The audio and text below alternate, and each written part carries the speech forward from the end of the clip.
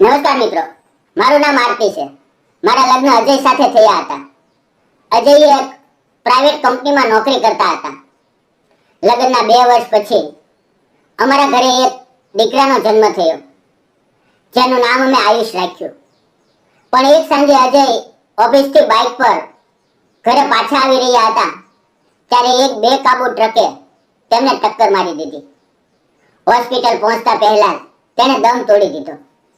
મારો આયુષ ત્યારે માંડ 1 વર્ષનો હતો. હું સાવ એકલી પડી ગઈ. રડી રડીને મારી આંખો સુકાઈ ગઈ. દિવસો વીતતા ગયા. ઘરનું રાશન અને અજયની થોડી બચત હતી હવે પૂરી થવા આવી હતી. મને સમજ પડતી નહોતી કે હું આટલા નાના બાળક સાથે ક્યાં જાઉં અને શું કામ કરું. પણ એક દિવસ મારી પડોશમાં રહેતા ગંગાબાઈએ મારી હાલત જોઈને કહ્યું, દીકરા, ક્યાં સુધી આમ આંસુ વહાવીશ?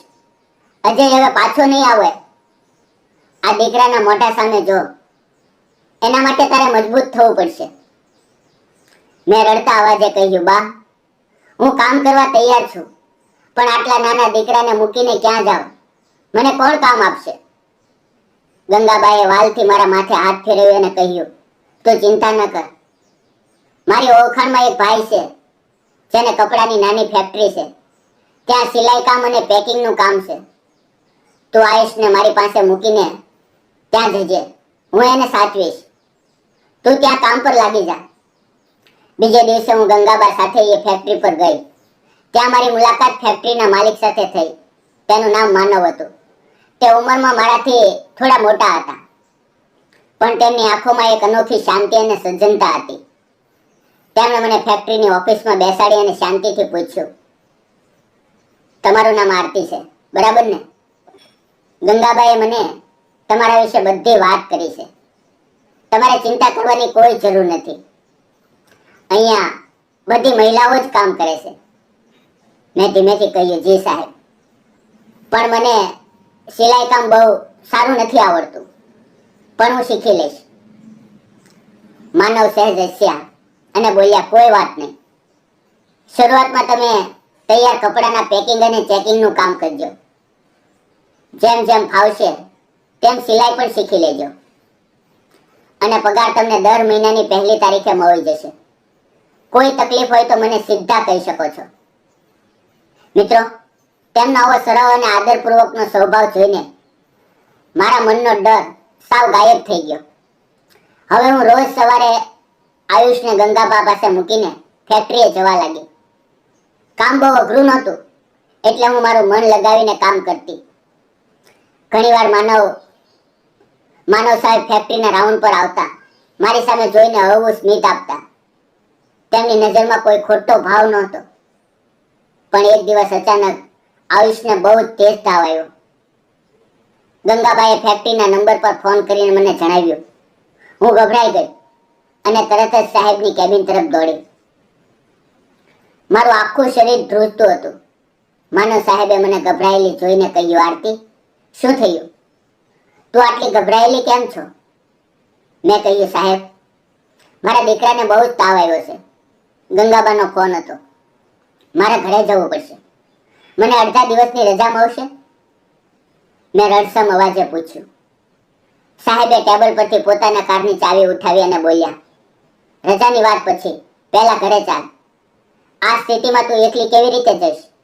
હું તને મૂકી જાઉં. મેં ના પાડવાનો પ્રયત્ન કર્યો. ના સાહેબ, તમારી ગાડીમાં હું રિક્ષા કરી લઈશ. તેણે મક્કમતાથી કહ્યું, આરતી, અત્યારે દલીલ કરવાનો સમય નથી. ચાલ મારી સાથે. પછી અમે કારમાં બેઠા. જ્યારે અમે ઘરે પહોંચ્યા ત્યારે આયુષ તાવથી ફડફડતો હતો. માનવ સાહેબે પોતે ડોક્ટરને ફોન કરીને ઘરે બોલાવ્યા.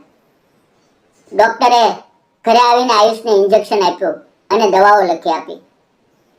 માનવ સાહેબે ડોક્ટરની ફી અને દવાની ચૂકવણી પોતે જ કરી દીધી. મેં જ્યારે તેમને પૈસા આપવાની વાત કરી ત્યારે તેણે હાથ ઊંચો કરીને મને રોકી દીધી અને કહ્યું, આરતી, પૈસાની ચિંતા અત્યારે ન કર. પહેલા આયુષ્ય સાજો થઈ જાય એ મહત્વનું છે. અને ફેક્ટરીની ચિંતા છોડ. 2 દિવસ છોકરાનું ધ્યાન રાખ. જતા જતા તેણે આયુષના માથા પર હાથ મૂક્યો. એક ક્ષણે મને મારા સ્વર્ગસ્થ પતિ અજયની યાદ આવી ગઈ. આ ઘટના પછી માનવ સાહેબે મારા દિલમાં આદર ખૂબ વધી ગયો. 2 દિવસ પછી હું ફેક્ટરીએ ગઈ. સાંજ સુધી મેં મારું કામ કર્યું, પણ સાંજે જ્યારે ફેક્ટરી છૂટવાનો સમય થયો ત્યારે ધોધમાર વરસાદ શરૂ થઈ ગયો. બધી સ્ત્રીઓ ફટાફટ નીકળી ગઈ, પણ મારી પાસે છત્રી નહોતી. હું ફેક્ટરીના શેડ નીચે ઊભી રહીને વરસાદ બંધ થવાની રાહ જોતી હતી.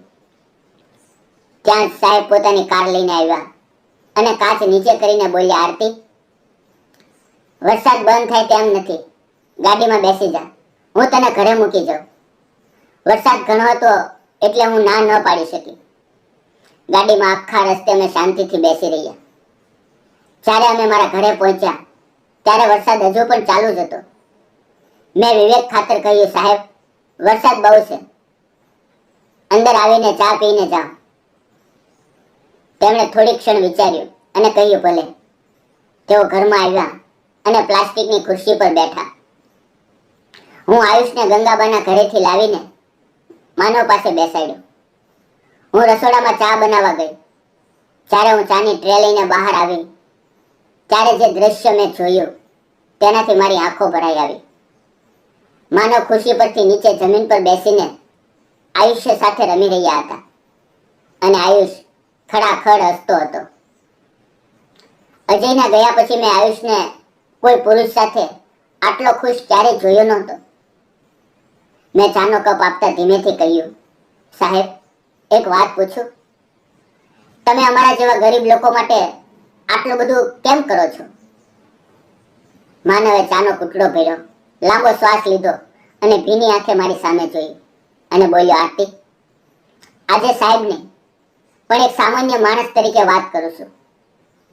4 વર્ષ પહેલા મારી પત્ની અને મારો 3 વર્ષનો દીકરો એક રોડ અકસ્માતમાં મને છોડીને ચાલ્યા ગયા. ત્યારથી આ આલિશાન ઘર, આ ફેક્ટરી, બધું જ મને ખાવા દોડે છે. હું સાવ એકલો થઈ ગયો હતો.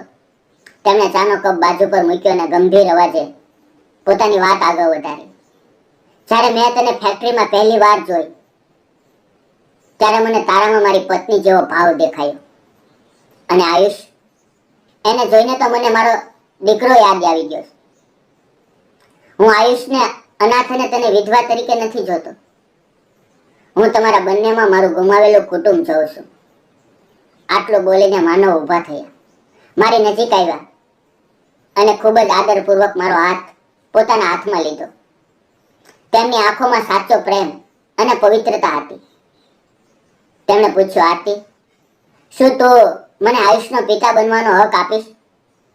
શું તું મારી સાથે લગ્ન કરીને મારા સુના ઘરને ફરીથી સ્નેહથી ભરી દઈશ? હું વચન આપું છું કે આયુષ્યને ક્યારે પિતાની ખોટ નહીં વર્તાવા દઉં. હું સ્તબ્ધ થઈ ગઈ. મારી આંખોમાં ખુશીના આંસુ વહેવા લાગ્યા. જે જિંદગીમાં માત્ર અંધકાર હતો ત્યાં આજે આશાનો સૂરજ ઉગી રહ્યો હતો. મેં આયુષ્ય તરફ જોયું, જે માનવના શર્ટનો ખૂણો પકડીને રમી રહ્યો હતો.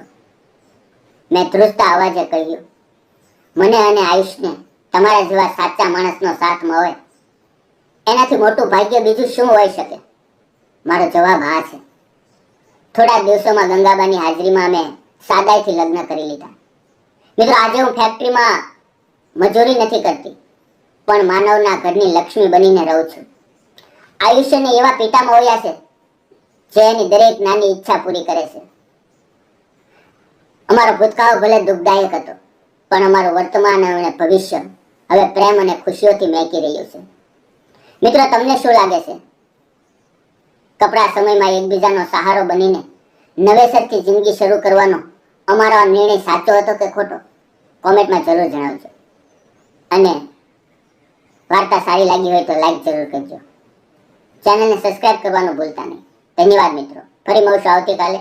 ત્યાં સુધી તમારું ધ્યાન રાખો. આવજો.